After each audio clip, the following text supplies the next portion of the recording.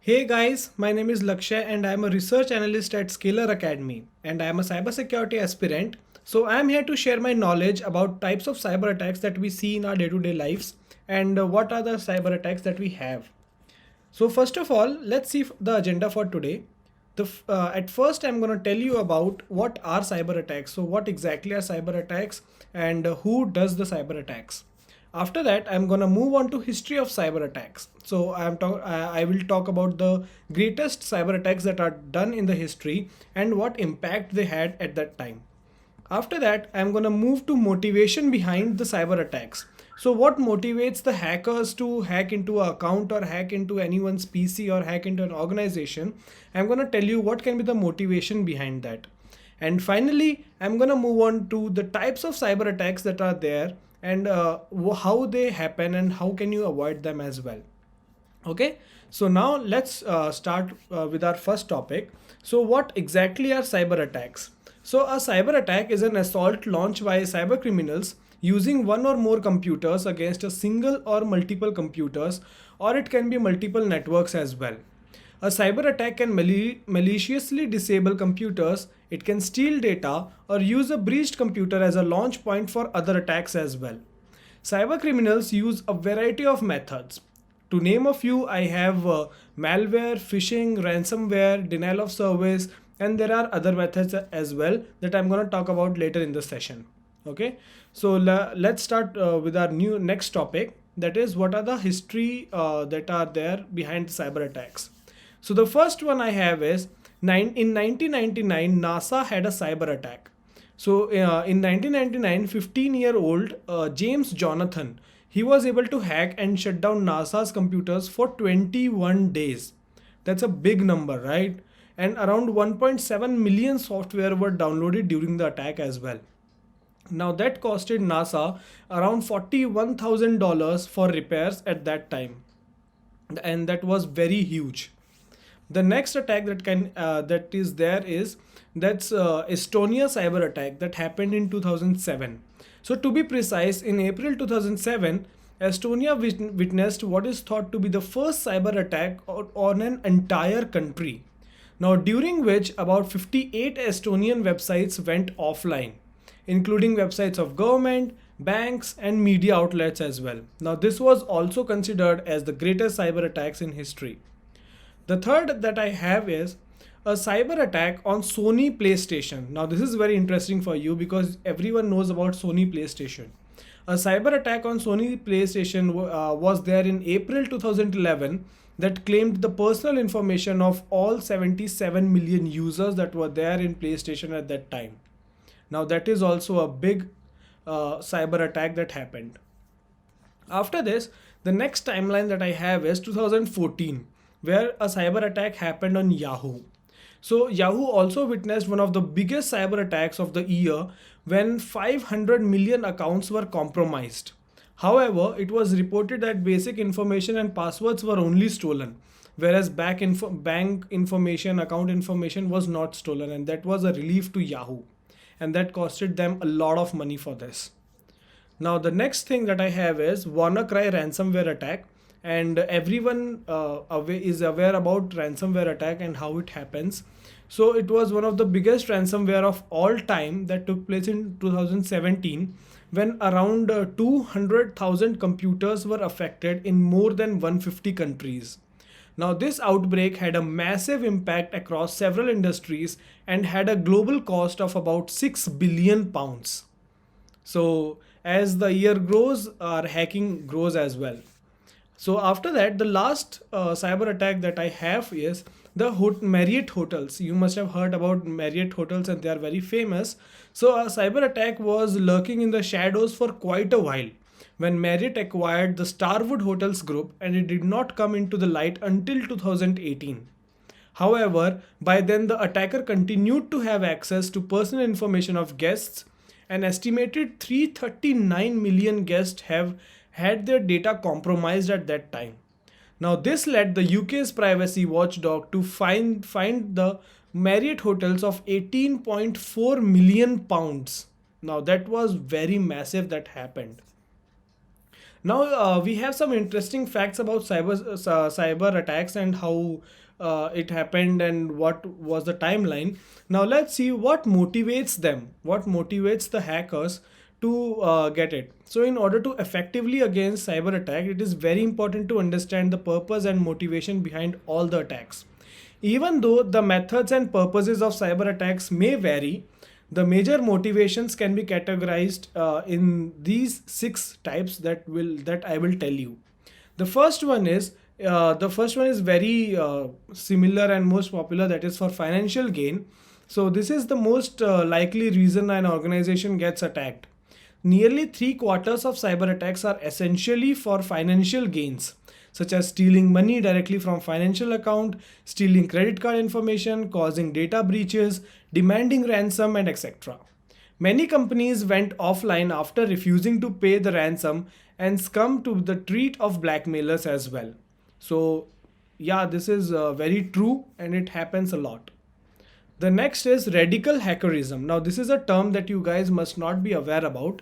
So, this is a group of people who usually who are usually very boring teens and who seek a surge in adrenaline, or they want to try something new or put their anger or frustration on schools, institutions, or even the people that they had wrong with, or they have some personal grudges on some people. So in addition, some people are also seeking attention and respect from peers as well. So radical hackerism is largely ignored by companies because their purpose does not involve any financial affair. It's just to it's just to what do you say, release their frustration, or it's just to lower their anger. So it's not for financial gain, and they hack because of their personal reasons. So next I have is cyber warfare. So it is a war on internet and information flow. It can be state-backed cyber attacks are being used as means of suppressing government critics, any internal oppositions, and as well as undermining important financial, health, or infrastructure services in enemy countries as well. So these attacks are backed by nation states, which means they are well funded and well planned activities performed by tech savvy professionals. The next one that I have is for business competitions. So DDoS attacks that I'm going to talk about in the next topic. So DDoS attacks are increasingly being used as competitive business tools nowadays. Some of these attacks are designed to prevent competitors from participating in major events, while others target the complete shutdown of offline business for months. In earlier case, the idea was to cause disruption and encourage customers to flock to their site instead of going to the other company and negating their competition and damaging their reputation as well. So the next one that I have is for intellectual challenge. So similarly to radical hackerism, this group of people commit cyber attacks seeking attention and respect from people or peers through challenging network security. So these types of hackers played a stereotype of the socially awkward loner who lives in a virtual world and turn to hack for both intellectual challenge and for adrenaline rush or breaking into both the networks as well. So the next one, and that is very scary, that is for making a social or political view. So hackers can attack for expressing their criticism of everything from governments, from politicians, from society, from big brand companies, and from current affairs as well. They tend to attack their targets, such as crashing their website when they disagree with them. Compared to other types of attackers, they are less technical and tend to attack their targets with pre-made tools. Okay, so now you understand what is the motive behind these cyber attacks. Let's see what exactly are their types. So first of all, I'm gonna name them. So we have malware attacks, we have phishing attacks, man-in-the-middle attacks, denial of service, SQL injections, we have password attacks, and finally we'll wrap up with rootkits. So by naming them, let's start with malware attacks and how let's dig a deep inside them and know them better. So for the malware attack, so the term malware, it encompasses various types of attacks including spyware, viruses, and worms. Malware uses a vulnerability to breach a network, when a user clicks a planted dangerous link or email attachment, which is used to install malicious software inside the system. So, malware and malicious files inside a computer systems can deny access to your critical components of network. It can obtain information by retrieving data from the hard drive, or it can also disrupt the system or even rendering it inoperable. So malware is so common that there is a large variety of modus that is in operation right now. Okay, so let's move on to the next type of attack that we have is phishing, and this is very interesting and this is very important. Phishing attacks are extremely common and involve sending mass amounts of fraudulent emails to suspecting users disguised as coming from a reliable source. The fraudulent emails often have the appearance of being legitimate but link the recipient to a malicious file or script designed to grant attackers access to your device to control it or gather recon or install malicious files or scripts. They can extract data like user information, financial infos, and many more. Phishing attacks can also take place like from social networks or online platforms, online communities, direct messages, or from hidden content as well. So phishers often leverage social engineering and other public information sources to collect info about your work, your interest, and activities that gives attackers an edge in convincing that you are clicking on the right link and you believe that that's the right link that you are clicking. So phishing attacks can also take place like via phone call or a text message. This post highlights additional of phishing attacks as well. Okay, so let me give you an example to get a good example. So you must have gotten an email something like this from any bank that hackers use name of the banks that are known there.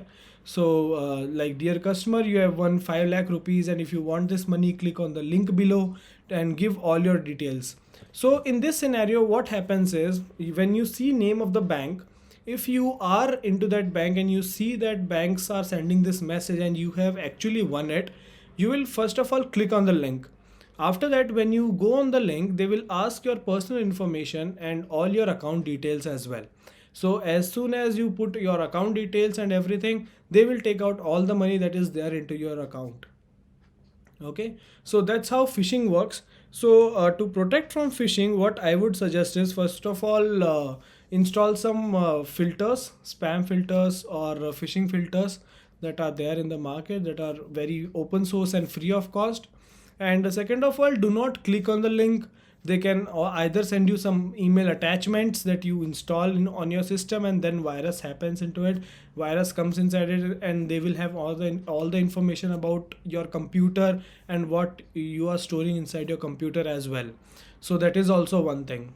Okay. So the next attack that everyone must be knowing about is man in the middle attack. So man in the middle attack, it occurs when an attacker interprets a two-party transaction, inserting themselves in the middle. From there, cyber attackers can steal and manipulate data by interrupting traffic. Now, this type of attack usually exploits security vulnerabilities in a network, such as unsecured public Wi-Fi, to insert themselves between a visitor's device and network. The problem with this kind of attack is that it is very difficult to detect and the victim thinks the information is going to a legitimate destination. Phishing or malware attacks are often leveraged to carry out a man in the middle attack as well. So as you can see in the pic, we have a original victim and he goes to a website and in between some hacker or some man in the middle attacker sees what kind of websites he is going, what kind of transactions he is doing, so he can see all of that. So that is exactly what man in the middle attack is.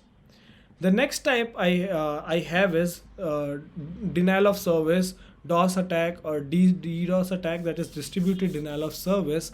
So it works by flooding systems or servers, or it can also flood networks with traffic to overload resources and bandwidth.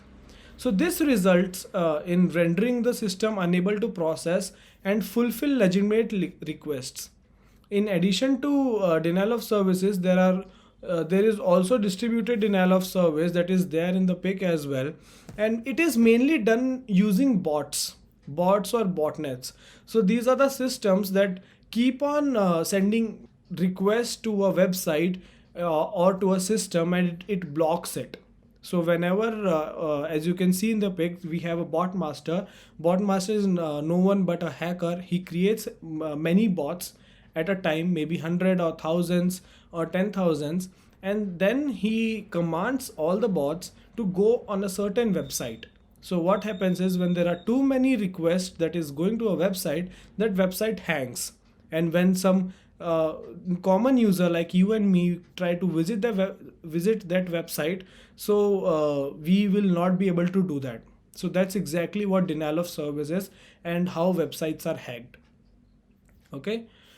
So now let's move on to the next type of attack that we have is SQL injection. So everyone knows about SQL injection. They must have heard about it. So let me tell you what exactly it is in technical terms. So this occurs when an attacker inserts malicious code into a server using structured query language, that is SQL, full form of SQL. It forces the server to deliver protected information.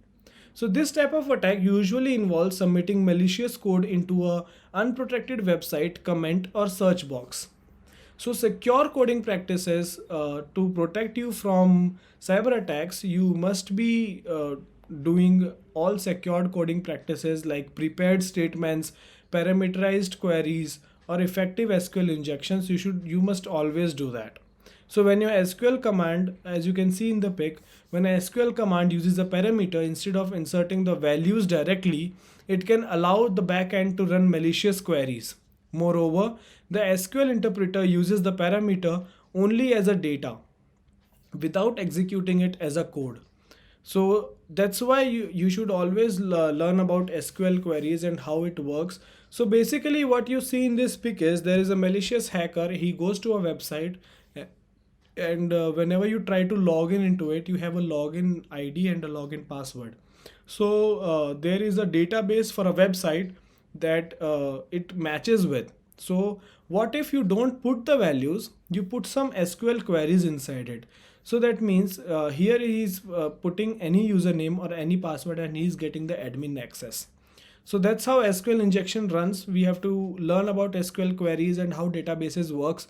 So that's how we can get into the website and get all the data that is there inside the database. The next type of attack I have is viruses. So viruses infect applications attaching themselves to initializing sequence. The viruses replicates itself, infecting other code in the computer system. Viruses can also attach themselves to executable code or associate themselves with a file by creating a virus file with the name such as .exe extension, .bat, anything that is visible to the user. And it creates a decoy and it carries a virus. So we have four types of viruses. The first one is Trojans that everyone knows about. It's a program that is hiding inside a useful program with malicious purposes. And so a Trojan doesn't replicate itself. It is commonly used to establish a backdoor to be exploited by other attackers. The next type of virus that I have is worms. So these are not exactly similar to viruses. They don't attack the host, being self-contained programs. They propagate across networks and computers. So worms are often installed through email attachments, sending a copy of themselves to every contact in the infected computer email list. They are commonly used to overload an email server and achieve a denial of service attack as well. The next type of virus is ransomware. So it is a type of malware that denies access to a victim data, threatening to publish or delete it unless a ransom is paid. So it's very much self-explanatory. The advanced ransomware uses cryptoviral exhaustion, encrypting the victim's data so that it is impossible to decrypt without the decryption key. So that's all ransomware is. The last type of virus that I have is spyware. So it is a type of program installed to collect information about users, their systems or browsing habits, sending the data to a remote user and all something like that. So the attacker can then use the information for blackmailing purposes or download and install other malicious programs from the web as well. The next type of cyber attack that I have is password attack. So passwords are most widespread method of authenticating access to a secure information system, making them an attractive target for cyber attackers. So by accessing a person's password, an attacker can gain entry to confidential or critical data and systems, including the ability to manipulate and control said data systems. So password attackers use variety of methods to identify an individual passwords, including use your social engineering, gaining access to a password database. It can be testing the network connection to obtain unencrypted passwords. So it can be any method. So I have the four most popular method that is there to hack any password. The first one I have is brute force attack. So if a password is equivalent to using a key to open a door, a brute force attack is using a battering ram. So that's how brute force works. So a hacker can try 2.18 trillion password username combinations in 22 seconds. And if your password is simple, your account could be in that crosshairs as well. So that's why never make your password simple. The next type of attack is dictionary attack. So it's a type of brute force attack. It can be a type of brute force attack as well. So they rely on a habit of picking basic words as a password, and the most common of which hackers have collated into cracking dictionaries. So more sophisticated dictionary attacks incorporate words that are personally important to you, like a birthplace, child name, or pet's name. It can be anything that is closer to you. The next type of attack that password attack has is credential surfing. So if you have suffered a hack in the past, you know that your old passwords were likely leaked onto a disreputable website. So credential surfing takes place, it takes advantage of accounts that never had their password changed after an account break-in. So hackers will try various combinations of former username and passwords, hoping the victim never changed them. So that's how credential surfing is, and that's how you should always change your passwords after 3-4 months. So the next type of password attack and the last form is our keyloggers. So keyloggers are a type of malicious software that are designed to track every keystroke and report it back to the hacker. So typically a user will download a software. There are a lot of softwares for keyloggers on our websites that is also free, and it notes down all the keystrokes that is there, and it tells the hacker. So that's how keyloggers work. So make sure you never have a keylogger on your system, or whenever you go to another systems, they don't have any keyloggers. Okay. So the last type of attack that I have is rootkits. So people must not be knowing much about rootkits. Let me tell you some interesting thing about rootkits and the technical knowledge of it.